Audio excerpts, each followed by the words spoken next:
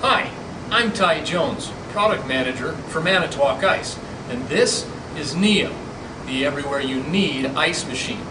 Neo means new, a new level of performance, intelligence, and convenience. We're here today in the Manitowoc Ice Service Training Center to talk about the convenience features that come along with your Neo ice machine. More importantly, to demonstrate how easy it is to clean and maintain Neo. So to get started, first open the bin door. Make sure that there is no ice on the evaporator. So either wait for the freeze cycle to complete, then push the button to turn off the machine, or power the machine down and let the ice on the evaporator melt before moving on to step number 2. Okay, step 2 of the cleaning process is to remove the ice from the bin. Unless, of course, this is just a preventative maintenance cleaning. If it's preventative maintenance cleaning, you can leave the ice in. Remember, Manitowoc Cleaner is a food-grade cleaner. It's citrus-based, so if a little bit spills on the ice, it's not going to hurt anybody. But because we're talking about the semi-annual cleaning, we're going to go ahead and remove the ice. Go ahead and use the scoop that's inside the bin. Take another receptacle or bin of some sort to put the ice in.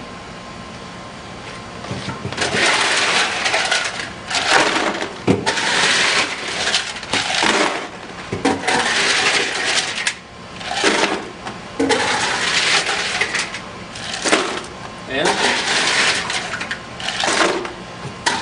remove all of the ice.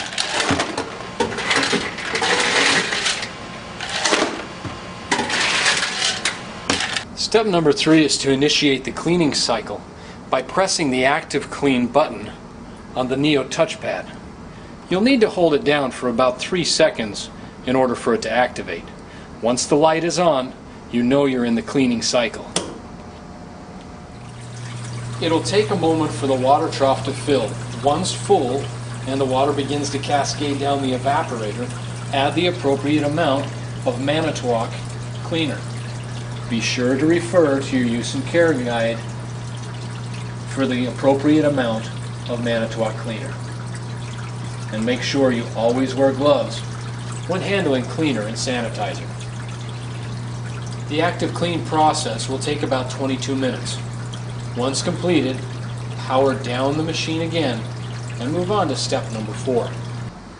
Once the active clean cycle is completed, which will take about 22 minutes, you'll need to remove some of the components from the food zone. First, we'll remove the water distribution tube by removing a screw that's up on the right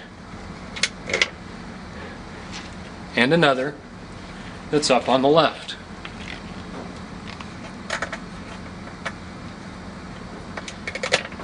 These thumb screws remove without the use of tools.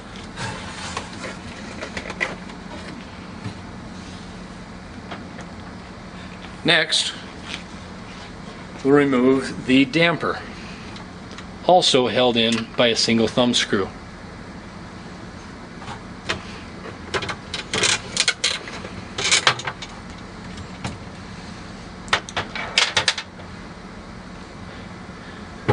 Then the trough. One thumb screw on the bottom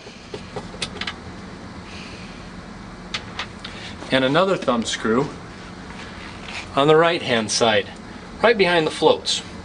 Go ahead and remove the floats so they're not in your way.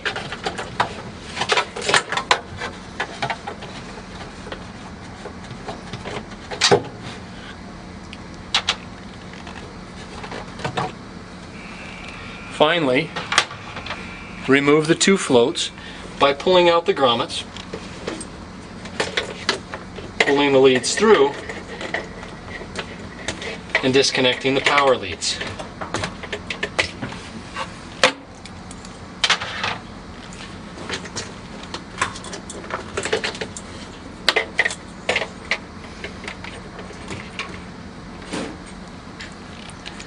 Now we can take these parts over to a wash bin for cleaning.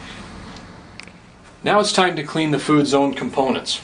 I've already mixed cleaner with water It's a 1 gallon of water to 16 ounces of cleaner ratio.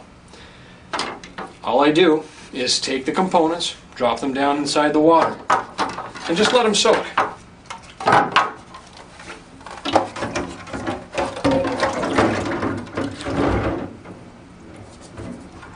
You can also take the floats and put them in the water.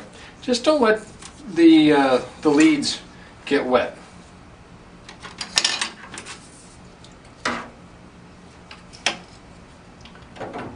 I'm going to let those sit there and soak for a little while. As they soak, they will begin to foam.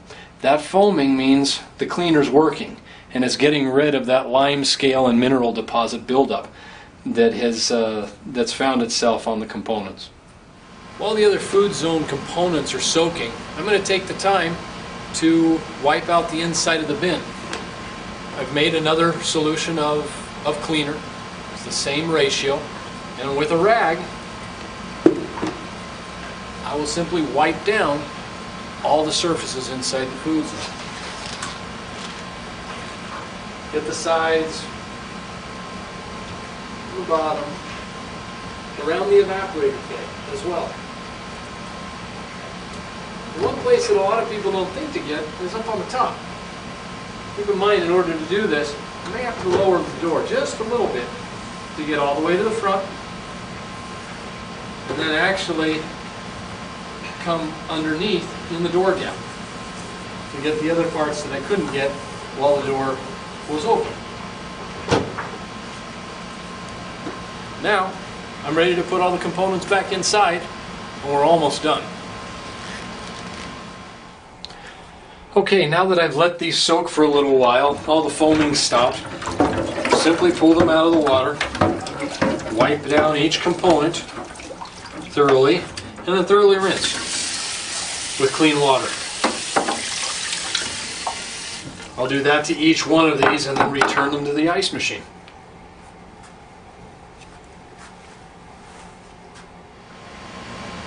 Okay, all the food zone components have been cleaned. They've also been sanitized. After cleaning and rinsing them thoroughly, as I demonstrated over by the sink, I refilled that basin full of water, added sanitizer to it, and let them soak once again. The ratio on that sanitizer water mixture is 2 ounces of sanitizer to 3 gallons of water.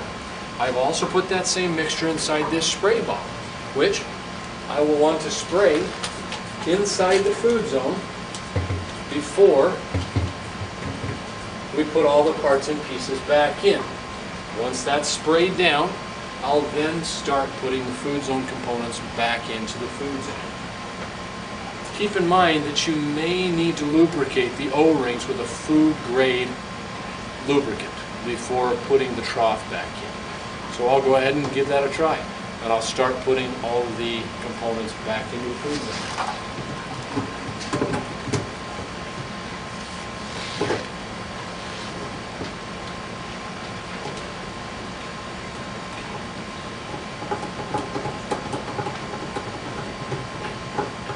Okay, great. We're almost done. The last step now that all the parts are back inside the food zone is to run a sanitizer through the water system. It's really pretty simple because we've already done it once when we clean the water system. The process is really the same. I push the active clean button. Once the water begins to flow over the evaporator, I put the appropriate amount of Manitowoc sanitizer into the water trough. That amount can be found in your use and care manual. Once it has run that sanitation cycle, it'll take about 22 minutes or so. You're ready to start making ice again. Simply push the power button to start making ice once it's completed. So that's it. It's pretty simple. Thanks for purchasing your Manitowoc ice machine. Remember, you can always find more information about other great Manitowoc products at manitowoc-ice.com, or like us on Facebook, check us out on LinkedIn, and follow us on Twitter. Thanks.